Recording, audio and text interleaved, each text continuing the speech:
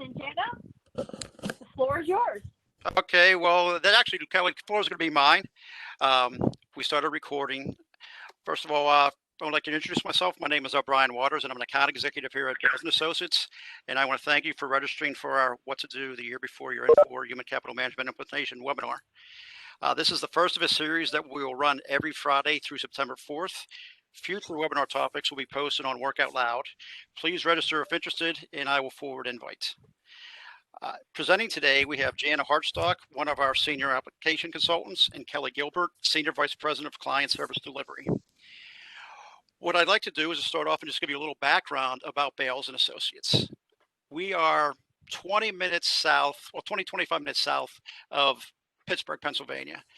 We most recently last year received the Cloud Excellence Partner of the Year award down at Infor, and we were pretty excited about that. This award was based on largely happy clients and referable clients. It wasn't necessarily the volume that we did. It was just that when we left, people gave us high marks, and that was noted within the Infor community. So we're very happy to receive that last year. We have been a partner of the partner community since 1997, so that's 23 years. We have been a delivery partner since inception and an alliance partner since 2015. We are a full human capital management cloud suite, finance, supply chain management offerings, including technology components. I think a nice note here is that we are the largest and highest rated Infor contracting firm. So that means when Infor needs resources, they come to us. This is another good thing here at Bales. We have the highest employee satisfaction and retention. What I've seen around here, if you start with Bales, you stay with Bales, and having that background and people working with you, it becomes a great atmosphere to be a part of, and we're all looking out for each other. So Bales, when you work with one person at Bales, you're working with the whole team. A big part of what we do is Jamie Bales. She's the owner of our company, and we are a federally certified woman-owned business. Within the last few months, we recently joined class research rated to 2020. That's extremely for the health field, where you get rated on your services. So if you get a chance, please look at classresearch.com and see how we rate in this space. We're very proud of our ratings. They fluctuate weekly, daily, but since we've been with class, we've always been up the very top. So if you get a chance, please check that out. As far as why do people want to engage with Bales, one of the big reasons is we're just Infor only. That's all we do. We specialize in all three suites, and when we work with the clients, we listen to them and help guide them for best practices. Our experience is a big issue, a big reason why people engage with Bales also. We've done thousands of implementations. The people, the calls that you deal with, they have over 21 years of experience, and it shows when they're on site or visiting remotely. You can see and tell right away that they have the knowledge. What we like to do, and we do occasionally, are assessments. Sometimes people call up and say, you're not sure what we do. We get a crew to come in, get the consultants to come in, and sort of spend some time with you and see how we can help you out and sort of roadmap to where you need to be. Our organizational structure, like I mentioned before, Jamie Bales Richardson's our owner. We're pretty flat. So we have weekly meetings. If you're doing work with Bales, your account is being discussed weekly with the majority of the team that are on this call. Everybody knows everything about the accounts. So if there's ever an issue, good or bad, the ownership and top management are aware of it, and they make sure that the issues, if it was bad news, are corrected. We are pretty excited about our enablement. If you work with Bales, we leave the site and your team is ready to work. They know the stuff. They know what they need to do. We focus on keeping our consultants trained, up to date. A more recent program we've been working on is organizational change management. We've been finding that organizations find a need when they're doing implementations, that this is a piece that maybe has been overlooked, but once you see how it can benefit, it's been very successful. And the last piece of when we're working with you is documentation. We leave you with the knowledge that you need. So with that, Jana, I believe we'll roll into you. Yep. Thanks so much, Brian. Sure. So welcome, everybody. Today I'm going to be walking you through some lessons learned from previous implementations that we hope will really help those of you that are contemplating implementing the Infor Cloud Suite Human Capital Management project. And I'd like to start just a note as I go through this presentation. If you have any questions, if you'd like to put them into the chat feature, Kelly will be monitoring that and be able to stop me if it's something that needs clarification on a slide. We'll also open up at the end for some Q&A. If you have any questions you want to, we can take people off mute at that point, or you can continue to enter them into the chat function. And so I'd like to start with just getting an understanding of those of you who are attending. Why are you interested in implementing the Global Human Resource System or the Cloud Suite HCM product? We'll give just a minute for folks to type some notes into chat.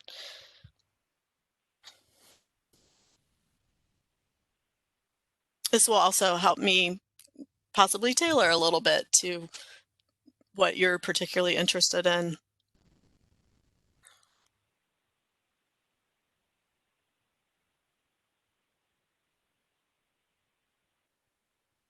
And it's okay if you're just here to listen and learn too. We just know, Kelly, is there anything coming through chat? If not, I'll move on. No, ma'am. Okay. Well, I'm No. just keep plugging Yeah. forward and we'll see how things go. So some typical implementation goals that we've seen, and give us a shout out if one of these is top of your mind for your potential implementation. Oftentimes, folks are looking to consolidate multiple systems information. They're wanting to access higher level talent management functionality besides just basic core GHR functionality that they might have in their current system.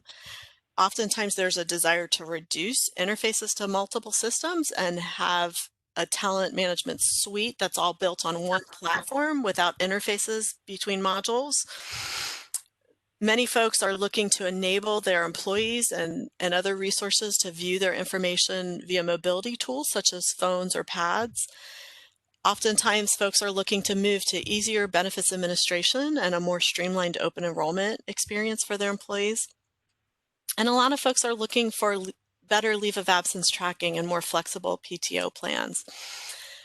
So tell me if this scenario sounds familiar to you. This organization that I'll be highlighting lessons learned from started off, they were a federal contractor that used a system called Deltek CostPoint, which was originally an accounting system that had token HR functionality built out, as well as payroll and some benefits administration functionality. It did not at the time offer manager self-service at all, and it had some limited employee self-service where they could view their data and do benefits enrollment during open enrollment. There was also a separate module for timekeeping and expenses.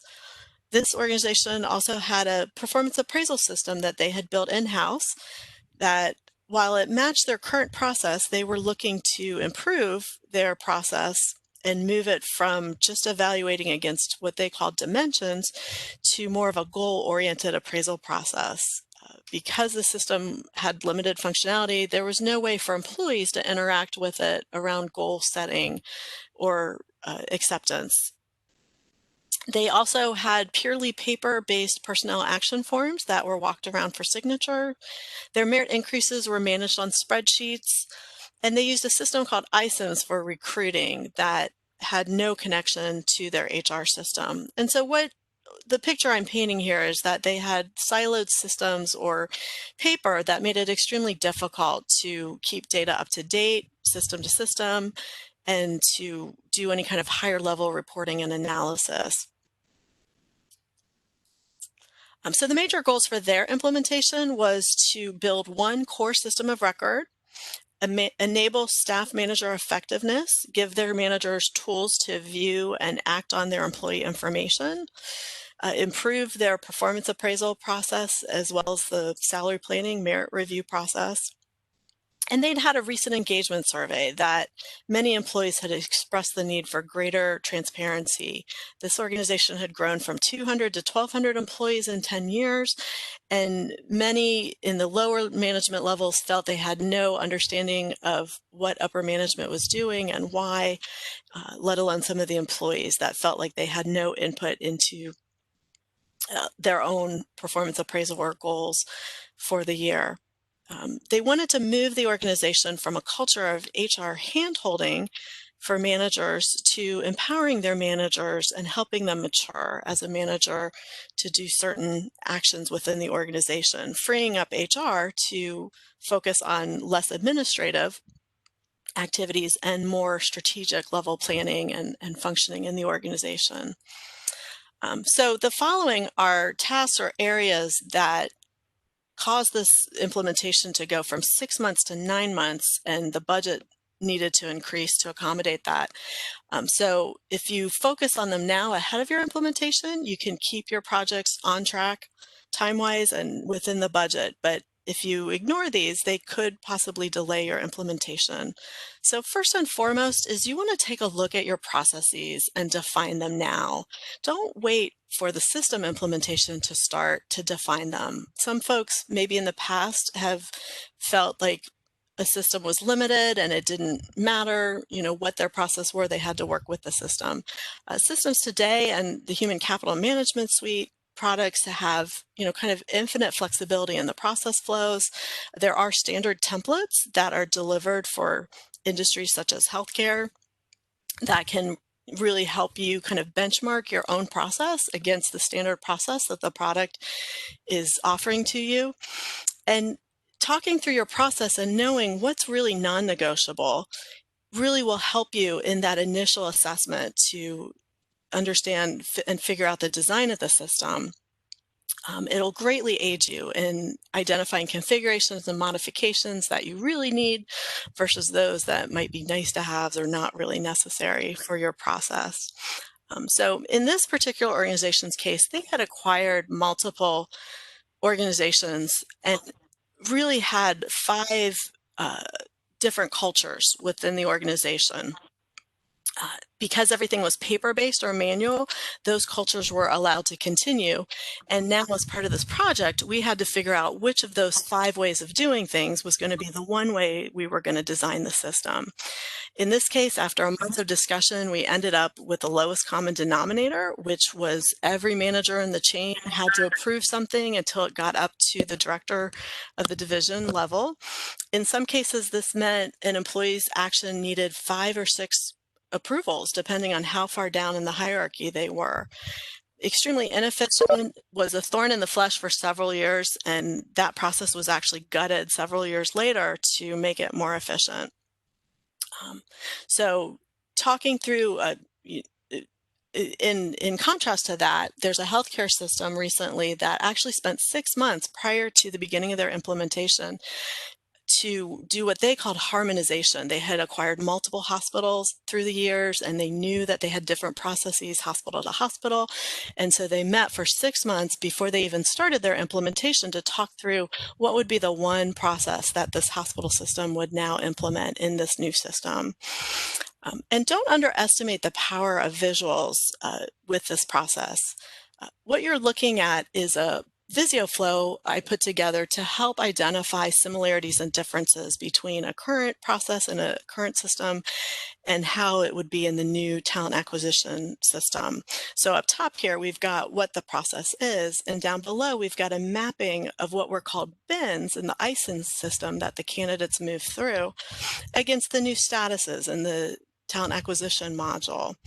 And what this helped the recruiters do is move from complaining about things not being the same and being more work to understanding, oh, they're just called different things. And look here, we actually have some efficiencies here in how the new system does things. So visuals are very key. And if you can start using your new process even ahead of your system's implementation, that will help you work out the bugs even more. And Janet, just to highlight about that process that you just showed there. Absolutely. Infor is now, if you go into Infor Concierge, and if you go over to the waffle or the the dots up in the top left-hand corner, you'll be able to see the implementation accelerator or delivered flows for you to utilize to assist with your implementation.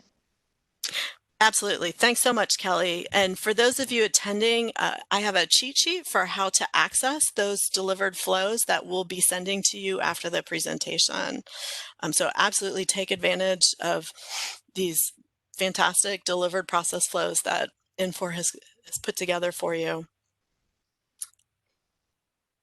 So the second area that's really helpful to focus on ahead of your implementation is taking a look at your data.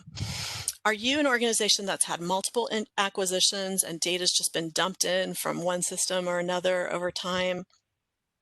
If that's the case, are your job code tables even complete? Did people take the time to migrate those over as well as the employee data? Do you have data in your system, actions that are maybe functionally based? Perhaps there was functionality missing and you were using the employee history record to keep track of leave of absence information or payroll needing to switch people from hourly to salary when they were hired or termed.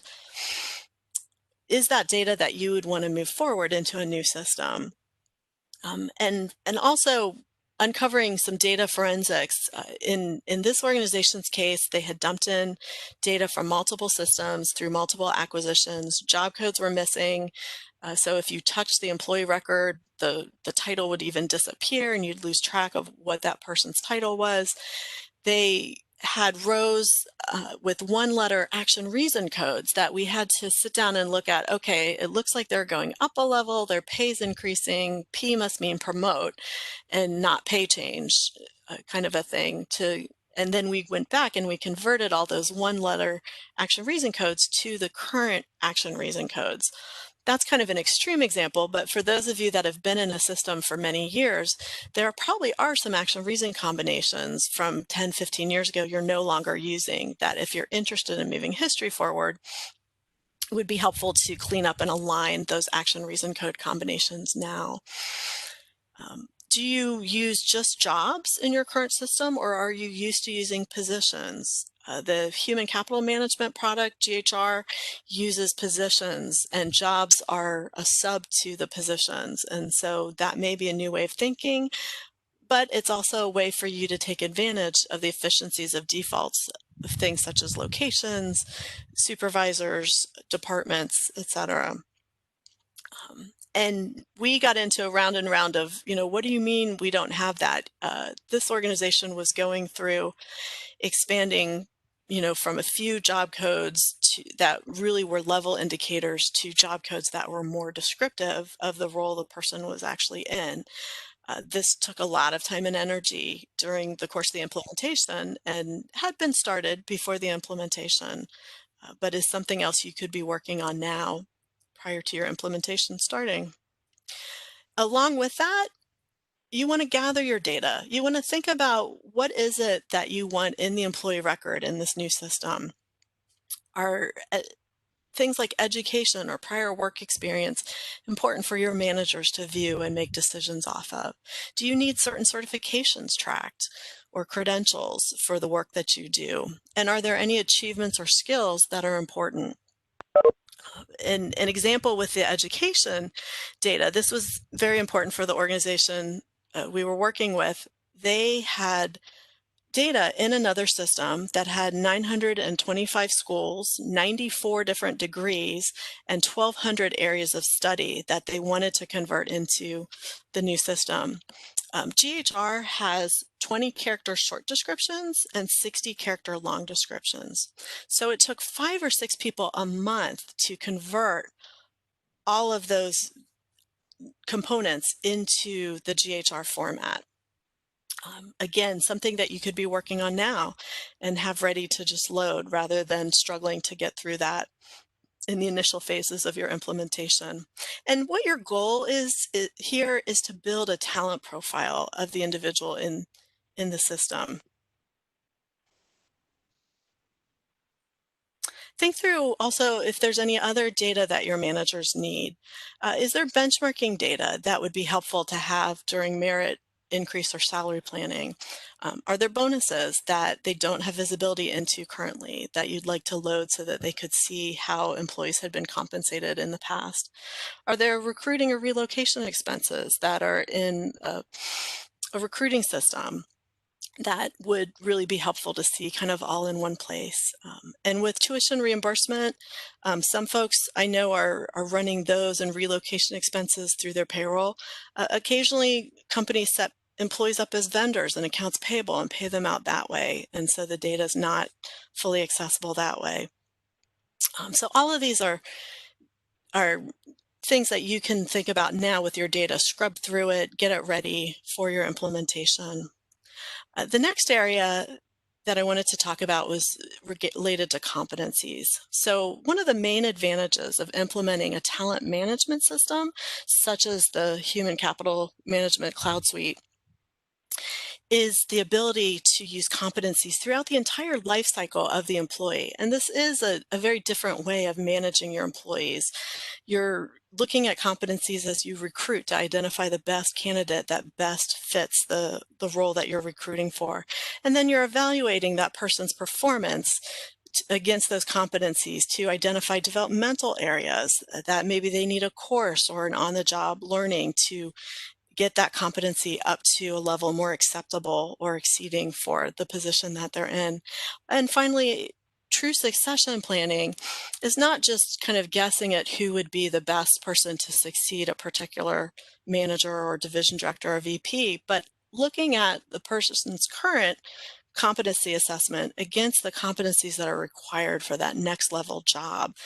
Oftentimes there are competencies that they have never even been evaluated on that they could use some initial on-the-job experience to try and get an initial assessment for aptitudes with managing people or budgets or other kind of higher level functions within the organization. Kind of the classic gaffe that I've seen in my years in human resources is that people will take the best widget maker and make them the manager of the widget makers, whether or not they really have the manager skill set and abilities there. So it's really a fantastic part of the system, but it does take a bit of time to set up and define. You want to, in this organization's case, it was one of the reasons the recruiting module was put on hold because they didn't have the competencies ready yet. And for succession planning, you really can't use it to its fullest extent unless you've had competencies in and assessed against for at least one cycle.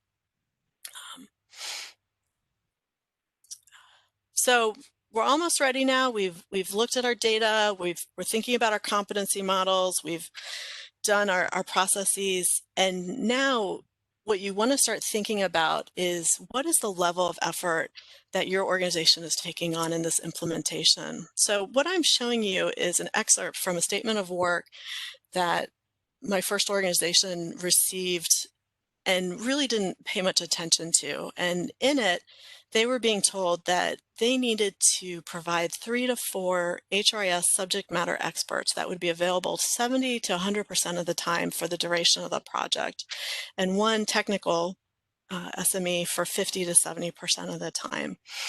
I came in as their only HRIS analyst, and several, a month or so into the project, this was re-emphasized and understood better. And several of the benefits and service center staff were then ramped up to meet this 3 to 4 HRIS SME requirement here to get through the amount of work. 25 years ago, you would have a team of 20 consultants maybe on site doing everything from project management to technical writing to the actual testing, and then they would hand the system over to you. One of the gaffes with that methodology was then the folks that were handed over to really had very little understanding of the system other than some rudimentary training at the very end of the process. The methodology today that Bales espouses is for increasing levels of involvement in the project. So Bales will get initial builds in for you to kind of strawman up for you to test and play with, and then start turning over the changes and the work to you more and more throughout the duration of the project, so that at go live you really feel confident that you know what you're doing and you're not feeling nervous about oh my gosh, now I have to run this system. I've kind of not paid attention the whole time. So you really want to talk through your FTEs that you have available in HR and IT. Oftentimes, IT folks are pulled in 9 different directions. They have 9 different systems that they're involved with. So thinking through both on the HR and the IT side, if there's any way you can offload work to temporaries, to other folks, so that these people involved in the project can really be more focused on the work in the project, will really help you move forward more successfully. Also be aware of HR's annual busy times because this organization had to ramp up some benefits administrators to help with the project. Another month was lost in the project where they all had to pull off and get through open enrollment for the organization. So understanding when those times are that the people involved in the project may need to be pulled away and mapping out your project around that may help you navigate that a little more efficiently. And, talk with your consulting firm, understand really what's expected of your team versus what the consultants will be doing for you. In this case of this project, costs had to increase substantially because besides ramping up the benefits specialist to help with the project, the consultant's time went from part-time to full-time for the duration of the project. And so the budget increased quite a bit over the 3 additional months with the additional time on it. Finally, we want to talk about starting change management now. A lot of times folks leave this to kind of the end of the project. Oh, quick, we're going to go live. We better do some change management. And really, the organizations that are most successful start change management even before the implementation begins. You need to understand and plan for how your organization handles change culturally. If your organization is not a startup in Silicon Valley, most likely change is not something that's easy for people. Most organizations are very slow to accept change. And this screenshot here from a Synergy IQ blog posting I found so well illustrated what happens when the change management isn't done well, because you've got 3 things going on in your implementation. You've got the technology being implemented, you've got the people that are learning the system or are going to be using the system once it's up, and you've got the process or the other systems that you're trying to automate. And if any of these are off balance, you can end up with a system that's up and running, but nobody's using it. Or it's running, but it's creating more chaos through the automation than it's helping anything. Or you've got just people that are just frustrated because it's not set up with your processes correctly in mind. So there's a sweet spot here that you need to target where all of these are imbalanced and you get really a full return of your investment by people fully utilizing the system after go live. So you want to think through now who are going to be your champions. And I want to mention that Bale does have expertise in this change management and is starting to help customers more and more with addressing this up front at the beginning of their implementations to really set them on a path for success in their implementation. So think through, is your current culture of your organization collaborative or directive? Do you have one where only managers set goals, or employees have the ability currently to input and initiate goals? You'll want to be managing this change with a lot of communication, a lot of training, a lot of surveys to help assess where people are in the process as you go through the implementation. So just a couple thoughts around change management. What systems can't do is fix a bad process, which is why it's so important to think through your process and really get the most efficient process or modeled along best practices as much as you can. But what it can do, if all these other things come into play, is help you facilitate organizational change. So a couple quotes about change that I've always enjoyed. One I found years ago: change is inevitable, suffering is optional. You can remove the suffering piece of it by addressing change management up front and throughout the course of your implementation. And then one of my favorite quotes from Barbara Johnson, she's an American author from the South, so you have to imagine a Southern accent here. No one likes change but babies and diapers. And I've had a few friends who said even their babies don't appreciate being changed out of diapers sometimes. And Heraclitus, going back to the 300 BCs with Greece here, said the only constant is change that you can keep in mind. So embrace the change management rather than, leaving the uncomfortable stuff to the end, and you'll find you'll be a lot more successful at the end of your implementation. So for this particular organization, did they achieve their goals? They did give managers access for the first time, and they were able to improve their merit process considerably. Managers now were able to input their suggestions for the increases for their employees rather than just being told by upper level management, here's what it should be. Employees were now able to initiate goals and have managers either dialogue back and forth about revising those or approve them and see those become active. And so in the course of this implementation, they were able to increase the transparency in their organization and move their culture from being less directive to more of a collaborative organization that they were looking for. So just to summarize the lessons learned, don't wait in any of these areas. Do process optimization now before your implementation. Clean up and gather your data now. If you're interested in using competencies, start looking into developing those models for maybe your most populated job codes and job families at this time, and start using them on a trial basis. It'll prevent a lot of reworking later on, post-system implementation. Believe your statement of work and assess your resources and try to adjust the work accordingly ahead of the project. And don't delay winning your senior team over and getting your champions for change management within your organization. And then just a final word to the whys. A lot of times organizations think, oh, we're automating this and the work goes away.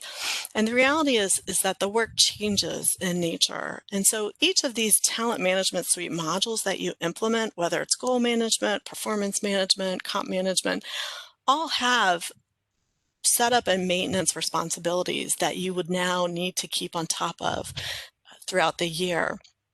And we found in one particular case, we had the same person, kind of the lead on the performance as well as the comp management module. And there became a real bottleneck at a certain point in the performance appraisal cycle where they needed to focus on setting up and preparing the merit increase budgets in the system for the salary planning process. And we found that we needed separate leads for each of those modules so that one could continue to focus on the performance appraisals and closing out that part of the process while the other focused on ramping up and moving on with the salary planning process. So take advantage of your implementation to build kind of experts for each module that post go live will become the leads for those modules in the system and really help you manage the work well in the system. So we'd like to take a minute and see, are there any questions in the group that folks have? I have not received any via the chat. Okay. But if anybody has any questions, please either unmute yourself and ask away or send them to me in the chat. I'd be happy to give them to Jana.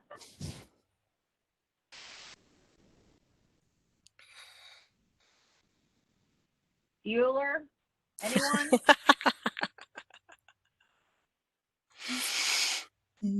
We have nothing, Jana. You Okay. can always shoot Brian an email if anything pops up. Absolutely. Absolutely. So just a note, today, those of you attending, we just want to add value to your experience here today. So we'll be sending you a copy of an article that I wrote several years ago that was published in a professional journal about this case study and that this presentation is based on, so you can read through and understand some of the specifics that went on. We'll also have instructions for accessing the Infor processes out on Infor Concierge that Kelly mentioned to you. We've got some data conversion templates if you want to start taking a look at what the data would need to transform into, and think about that, as well as Infor's roles and responsibility document that could help you even, before working on a statement of work, figure out, how your organization will be impacted and what they'll be responsible for during the implementation.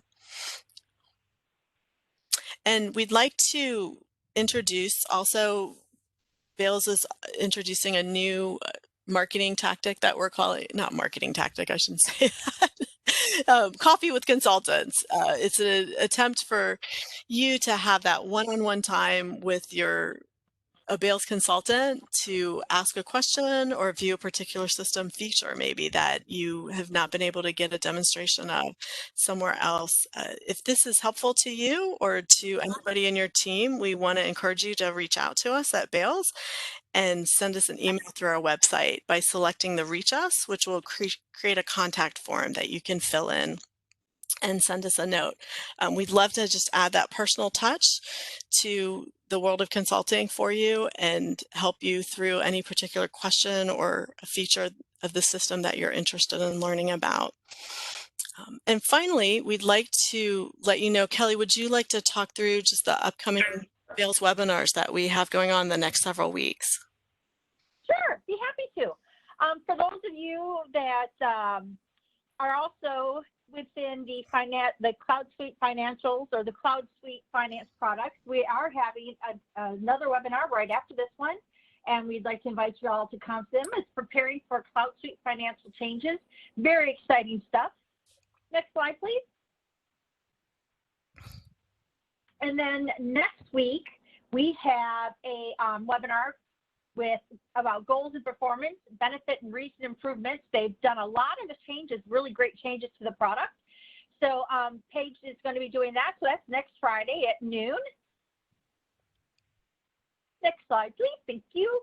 And then again after that, Friday, August 28th, this is a mobile supply management. So we're planning for a supply chain conversion with financial consideration.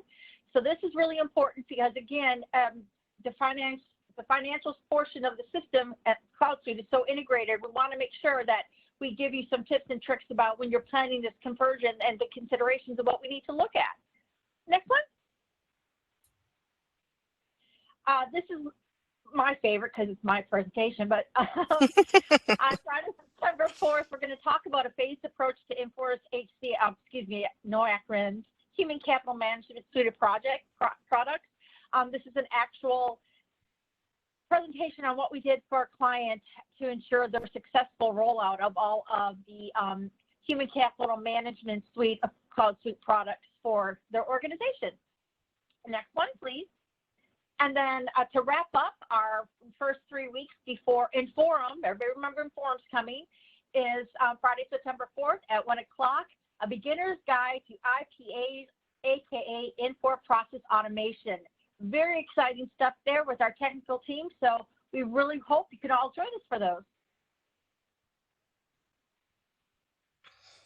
Thank you, Jana. Okay. Yeah, I think that's all that we have for today. Thank you so much, everybody, for joining us today. We hope this has been helpful.